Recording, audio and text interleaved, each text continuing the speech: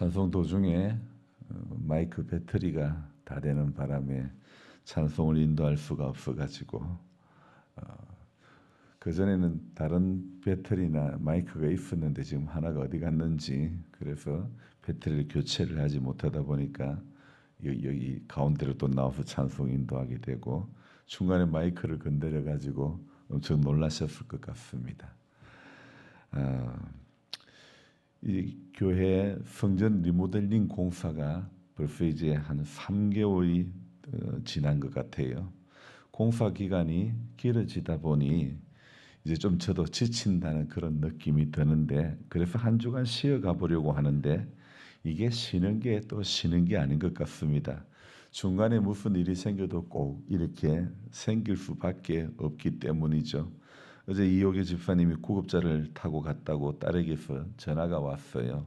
그래서 이 시골 목회를 하다 보면 가끔 우리 성도님들 중에 또 누가 구급차를 타고 급히 병원으로 입송되어 갈 때가 가끔씩 있는데 그렇게 해서 병원에 가게 되면 병원에서는 항상 요구하는 것이 있죠. 관계가 어떻게 되냐고. 관계가 어떻게 되냐고. 몇 번 병원에 가보니 이제 요령이 생겨가지고 그냥 관계가 어떻게 되냐고 물으면 그냥 아들이라고 이렇게 적어버려요. 그렇게 직접적인 보호자가 아닌데 이제 뭐 관계라고 이렇게 이게 뭐 거짓말이 될 수 있는데 제가 아들이라고 적고 들어가 보니까 병원에서는 벌써 제가 목사인지를 다 알고 있습니다. 저는 한마디를 한 적도 없는데 응급실에 일하시는 분들에게는 이미 호구 조사가 다 끝난 모양입니다. 환자와의 관계를 그러니까 직접적인 보호자들 그 자녀들과 연결되어져야 하기 때문에 병원에서는 항상 찾는 게 진짜 자녀를 찾더라고요. 그래서 제가 아무리 뭐 잘 하려고 해도 이건 저는 가짜 아들 노릇밖에 안 되는 거죠. 주민등록증을 보자고 하는 것도 아닌데 병원에서 진짜 아들이라고 적당히 연기를 해도 될 것 같은데 문제는 저는 책임질 수 있는 가족 관계가 아니기 때문에 끝까지 연기할 수가 없는 거죠. 진짜 아들은 멀리 있어서 자주 못 보고 목사는 자주 보게 되고 아무리 자주 봐도 저는 가짜지 진짜 아들은 될 수가 없는 거죠. 보호자 역할만 하는 것이지 진짜 법적인 보호자는 될 수가 없는 것이죠. 그런데 우리 예수님은요. 우리의 진짜 보호자가 되시는 우리 주님인 줄로 믿습니다. 그래서 우리의 보호자가 할 수도 없는 일까지도 우리 주님은 전부 감당해 주시는 분인 줄로 믿습니다.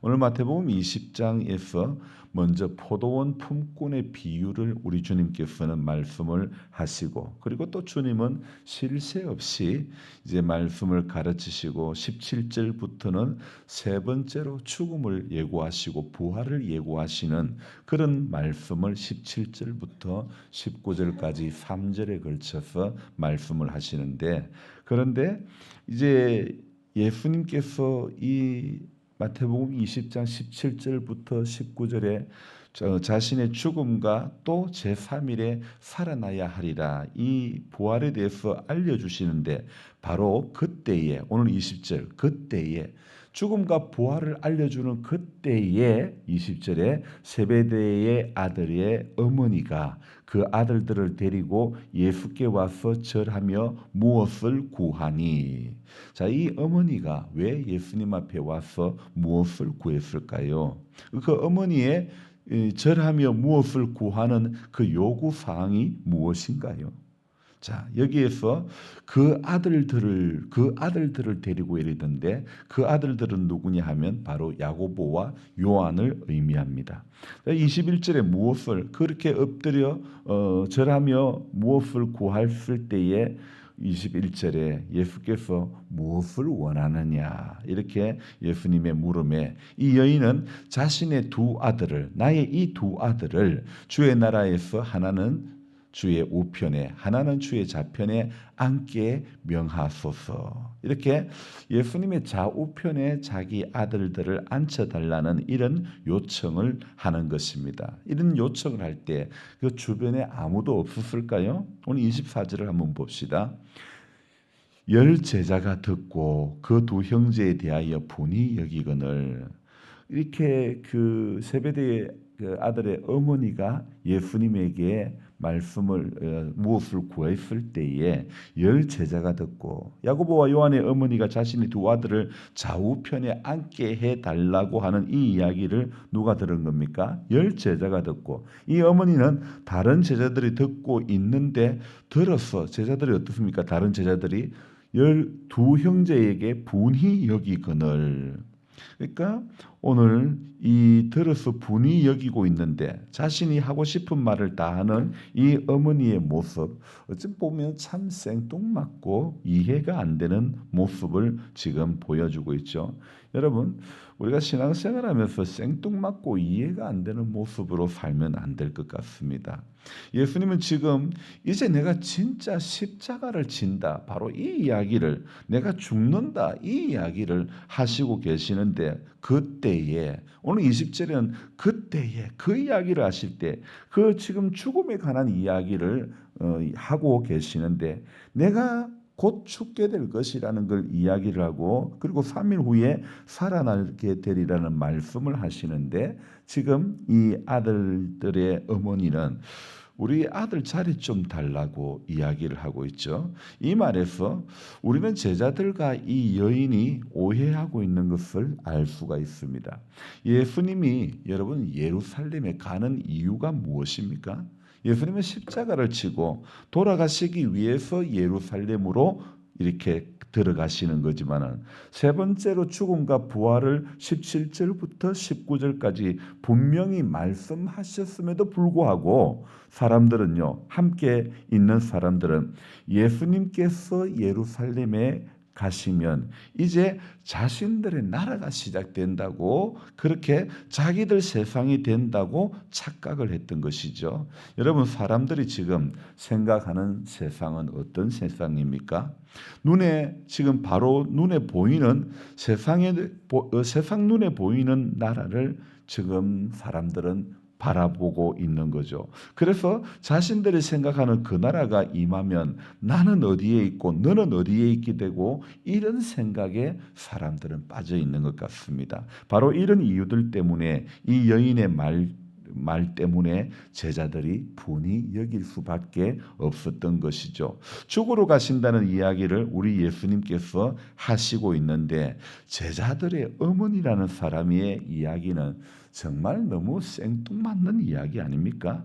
그래서 죽으러 가신다는 그 말씀 앞에서 할 말을, 정말 해드릴 말을 해야 되는데 자신이 지금 하고 싶은 말을 하는 거죠. 이런 제자들과 이 여인에게서 우리 예수님은 22절에 뭐라고 말씀하십니까? 너희는 너희가 구하는 것을 알지 못하는도다. 내가 마시려는 잔을 너희가 마실 수 있느냐? 이렇게 말씀하시죠. 이 질문에서 제자들은 어떤 반응을 하고 있습니까? 네, 마실 수 있습니다. 이런 이야기를 지금 하고 있죠. 자, 예수님께서 마시려는 그 잔의 의미가 무엇인지 알아야 그 잔을 마시는 것이 이야기가 되지 않겠습니까? 하지만 예수님께서 마시려고 하는 그 잔의 의미가 정확하게 무엇인지도 모르고 무조건 마실 수 있다고 이야기를 하는 것 같습니다. 여러분, 왜 이런 말을 선뜻 대답하는 것일까요? 바로 이런 말을 나도 마실 수 있습니다, 이 이야기를 선뜻 대답하는 것은요, 바로 마음에 욕심이 있었기 때문이죠. 제자들은 주님의 마시려는 잔을 너희가 마실 수 있느냐, 이 말씀을 들을 때에 바로 자신이 듣고 싶은 대로, 자신이 생각하고 싶은 대로 이렇게 했다는 거죠. 주님의 진심과는 관계없이 사람들은 자기가 해석하고 싶은 대로, 말씀을 들을 때에 자기가 듣고 싶은 대로, 자기가 생각하고 싶은 대로 했다는 것입니다. 여러분, 여러분 정말 주님의 그 뜻, 주님의 선한 뜻과는 관계없이 자신이 해석하고 싶은 대로 해석하는 모습, 바로 이것은 역시 우리의 모습이 이 속에서 발견되어지지 않습니까? 수없이 예배의 자리에서 아멘을 하고 또 결단을 하고 그래도 우리가 일상의 삶에서는 내 하고 싶은 대로, 내 좋은 대로, 내 편한 대로, 내 유리한 대로 살 때가, 행할 때가, 생각할 때가 얼마나 많은지 모릅니다. 그래서 정말 주님이 무엇을 기뻐하실까, 주님이 마시려는 잔이 무엇일까를 생각해 볼 때에 주님과는 1도 관계가 없는 내 편한 대로, 내 좋은 대로, 내 살고 싶은 대로, 여러분 이것은 하나님의 사람이 살아가는 방법이 아니라는 거죠. 우리는요 주님의 관심사가 내 관심사가 되기를 기도해야 되는 것입니다. 여러분 예수님의 잔이 무엇입니까? 그것도 모른 채 마실 수 있다고 얘기한 제자들, 참 우리는 예수님으로부터 너무 멀리 있는 그런 모습, 예수님이 가는 그 길과는 너무 먼 길을 걸어가고 있는 그런 모습을 발견할 수 있죠.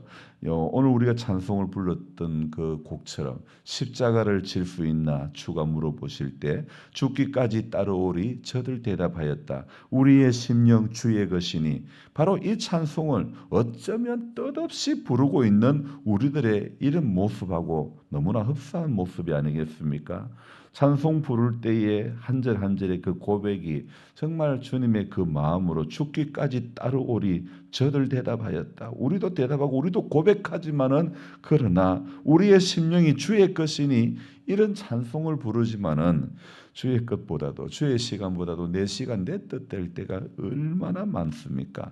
물론 나중에야 여기 청탁하는, 여기 부탁하는 중심의 인물인 이 세베대의 아들 중에 야고보는요, 나중에야 가장 먼저 주님을 위해서 순교하는 사람이 되기는 하지만, 우리는 이 예수님과의 대화를 보면서 저와 여러분들의 모습을 되돌아보아야 하는 것입니다. 철없는 제자들처럼 내가 보고 싶은 것만 보고, 내가 듣고 싶은 것만 듣고, 내가 따르고 싶은 말씀만 따르는 우리들이라는 사실을 우리는 반성해야 되는 거죠. 말씀이 때로는요 나를 아프게도 하고, 말씀이 때로는 나를 찌르게도 하고, 말씀이 때로는 나를 이렇게 사방으로 둘러싸는 그런 역할을 한다 하더라도, 그러나 그 말씀, 나를 찌르고 있는 그 말씀도 오늘 나에게 주는 말씀이 되어야 되는 겁니다. 나를 아프게 하는 그 말씀도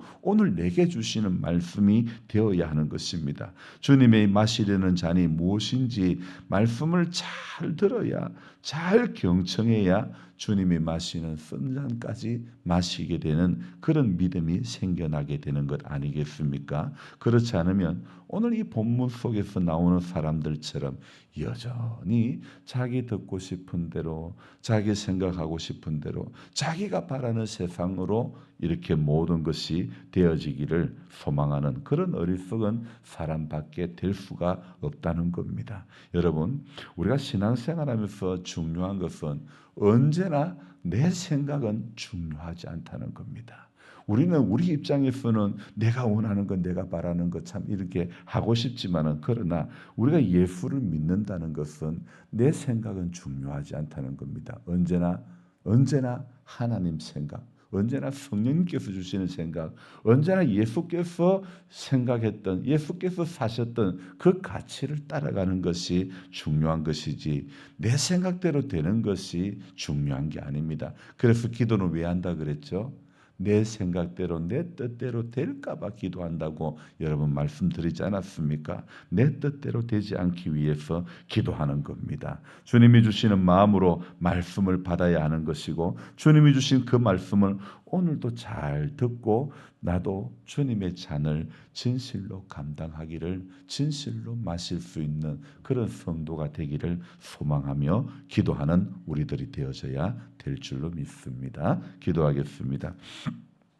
좋으신 하나님 아버지, 오늘 이 마태복음 20장에 나오는 본문의 이야기, 우리가 신앙생활하면서 참 수도 없이 들었던 말씀이 아니고 뭡니까? 정말 그렇게 하나님 이 말씀 앞에 섰지만은 우리 역시 세베대의 두 아들들의 어머니의 모습일 때가 많습니다. 정말 사람들이 꿈꾸는 세상과 주님께서 예루살렘에 가시는 이유와는 전혀 다른, 우리가 신앙생활하면서 마치 이 본문에 나오는 사람들처럼 생뚱맞은 모습으로 주님의 선한 뜻과는 전혀 관계없는 모습으로 살 때가 얼마나 많은지, 그러면서도 기도했더니 주님이 하라고 하셨다고, 그러면서도 기도하니까 이 마음을 주신다고 우리는 착각하며 살 때가 얼마나 많은지 모릅니다. 주님, 우리는 날마다 겸손히 주님의 뜻을 받들고 그 말씀을 따라 우리의 일상 가운데서도 겸손히 하나님 앞에 설 수 있기를, 살아갈 수 있기를 소망합니다. 주님의 말씀에는 수도 없이 겸손하라고 우리에게 교훈하고 계시는데, 주님, 우리 조금 안다고, 조금 있다고, 조금 건강하다고 하나님 앞에 금발 뜰 때가 얼마나 많은지 모릅니다. 주님, 우리를 불쌍히 여겨주시고 겸손으로 허리를 동이며 각각 나보다 남을 낮게 여기는 그 신앙으로 하루하루를 살아가면서, 하나님, 오늘 이 하루도 주님이 마시려는 그 잔을 우리도 솔직한 마음으로 마실 수 있는 하나님의 사람들이 다 될 수 있도록 도와주옵소서.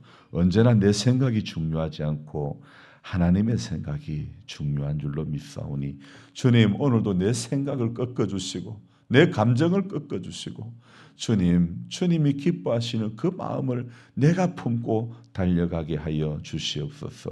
오늘 수술을 앞두고 있는 이 집사님을 주님께서 기억해 주시고 그 육의 통증을 속히 가시게 하시고, 집도하는 선생님의 손길을 주관하시고 치료하는 모든 의료진의 손길들 가운데 역사하셔서 속히 잘 치료가 되어지고 건강한 모습으로 회복되어질 수 있도록 도와주옵소서.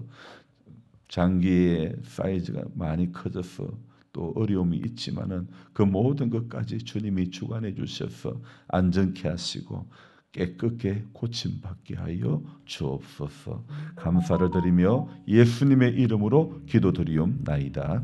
아멘. 간절한 마음으로 주여 부르고 기도합니다. 주여, 주여, 주여. 아버지 하나님, 우리의 새벽을 또 깨워주셨습니다. 피곤합니다.